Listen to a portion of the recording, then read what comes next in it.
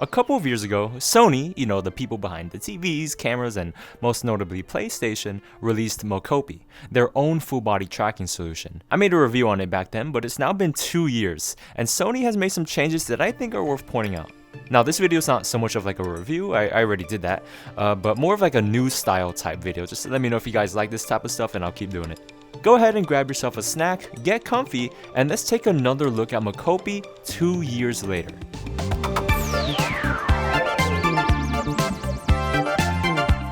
Now, quick disclaimer, this video is sponsored by Sony. They provided me with the trackers back when I made my original review, and now they've sent me their new sensor data receiver. But any opinions I share here are entirely my own, so take that as you will. Now, if you're not familiar with Mocopi, here's a quick rundown. Mocopi is Sony's IMU-based full-body tracking system they released back in 2023. It's made up of 6 small puck-like sensors you strap onto your body just like any other tracker.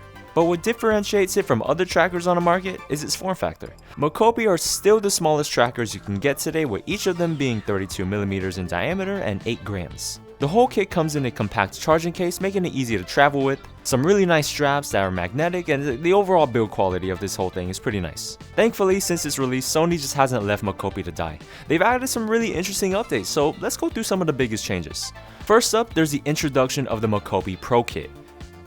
This is not the Pro Kit, by the way, I only have the regular one. The Pro Kit adds an extra set of sensors for more detailed tracking, 2 of their new receivers, which I'll talk more about later, and even works with external cameras for better motion capture accuracy. Basically, it's supposed to be aimed at creators who want a more professional setup. It's also a lot more expensive because, well, you're essentially buying 2 sets of Mocopi now, along with the receivers. Now, interestingly enough, the Pro Kit has actually been used by Kojima Productions in the pre-production stages of their game development process. I read an article online. It highlighted that Mocopi allows team members who aren't trained animators to quickly create test animations, which help them speed up some early stages of development and keeps costs low. One of their animators noted that Mocopi allowed them to quickly create multiple animation variations, turning something that would normally take several days into just a few hours. It's really cool to see Mocopi now seeing some actual industry use since its launch, and by none other than Kojima Productions. I've been playing some Death Stranding 2 recently, it's alright. Mocopi's also been used for producing anime. For example, A1 Pictures actually used Mocopi during the making of Solo Leveling, specifically in episodes 11 and 12 for things like background characters and some action scenes. They said it helped their animators capture quick motions on the fly without needing a big mocap studio, which saved a ton of time on mob characters and monsters. What's really cool is that Mocopi is helping level the playing field for less experienced animators, giving them a more solid base to work from. Of course, they did point out some drawbacks with Mocopi, like some drift over long sessions, and some tricky or fast motions that IMU-based trackers tend to struggle with. Since then, Sony has responded to some of these things with easier calibration tools, and even some simple fixes like renaming motion files within the app. Now, the software side of things have seen some pretty solid improvements. To list some things, the Mocopi app now lets you convert motion data between different formats like BVH and FBX. They're basically different file formats used in 3D animation and motion capture. Those of you watching might not make use of it, but it makes your motion data way easier to use in animation tools or game engines. On top of that, the mobile app also has gotten a few quality of life changes, with push notifications and a cleaner interface, which makes managing your sensors and tracking sessions much simpler.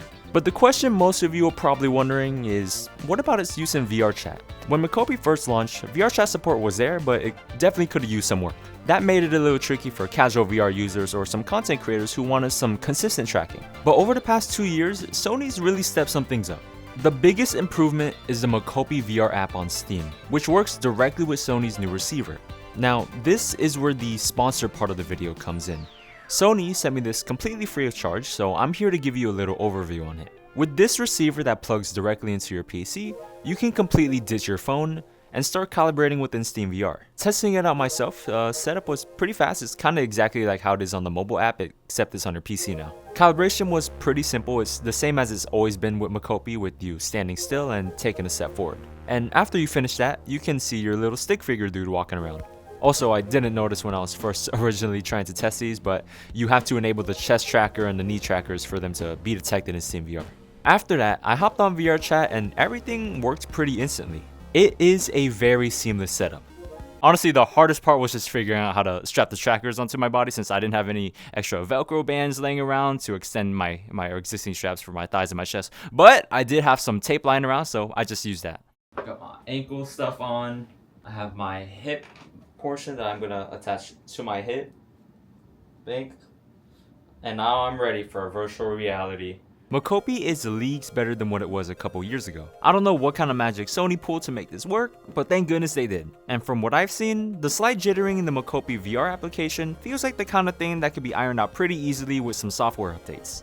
Like, just take that tracking data, change the algorithm a bit to smooth it out, bada bing bada boom, now you're in business. The difference between Mocopi when it first originally launched compared to now is pretty night and day. I ended up trying it for a couple hours and yeah, it's pretty good. It's like IMU trackers. It's nice not to have to worry about occlusion and, you know, have the benefits that you would typically get with IMU trackers.